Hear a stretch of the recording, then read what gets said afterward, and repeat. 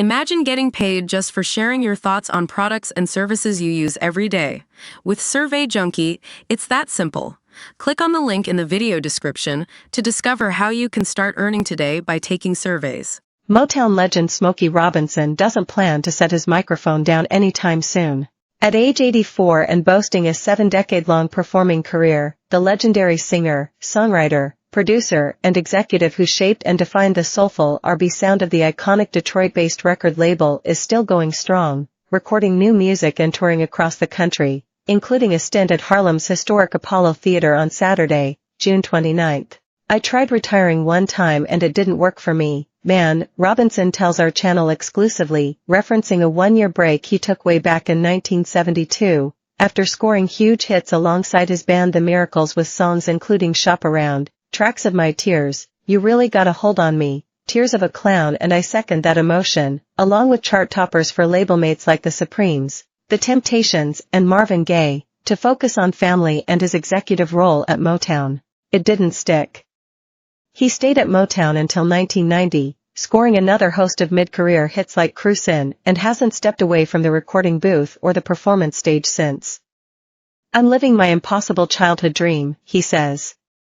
"I'm doing what I love, and it's a blessing." The singer, who's famously been committed to his health and fitness for decades, says one of the reasons he's remained vibrant, and creatively engaged is because of his all-encompassing love of music. "I love music, and I always have, before I even knew that I was ever going to have a career," he reflects. "Fortunately for me, I grew up in a home where there was always music. I grew up in a music home. I had 2 older sisters and my mom, and they were always playing music, blues, gospel, jazz, classical, everything.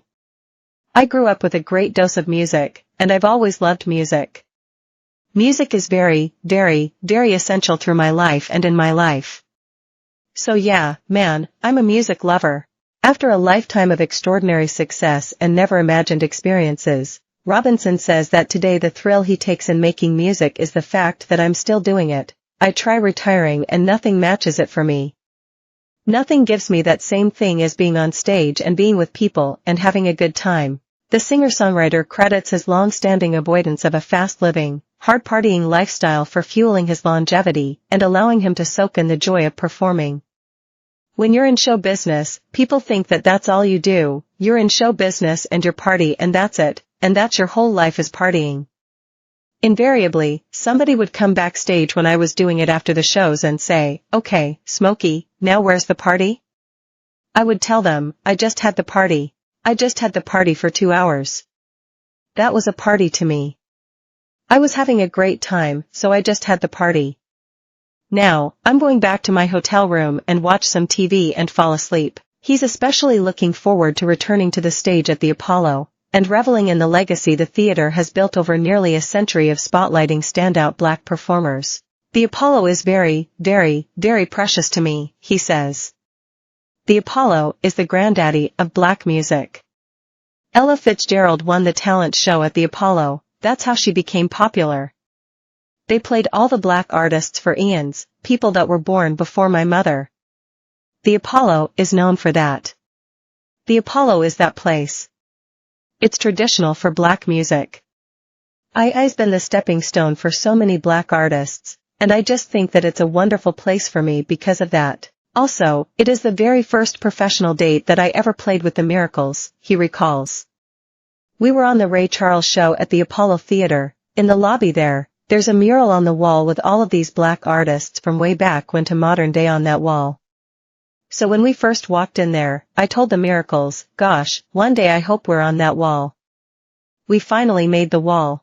So it's sentimental for me, and they're getting ready to shut it down now for 4 years, so I want to play it before they do that, and I would always go back and play the Apollo. It is a special place for me, and there's no place like it." Robinson says audiences won't just hear him perform his long list of indelible classics, there'll also be plenty of fresh music from his most recent studio album, in which he added a SPI.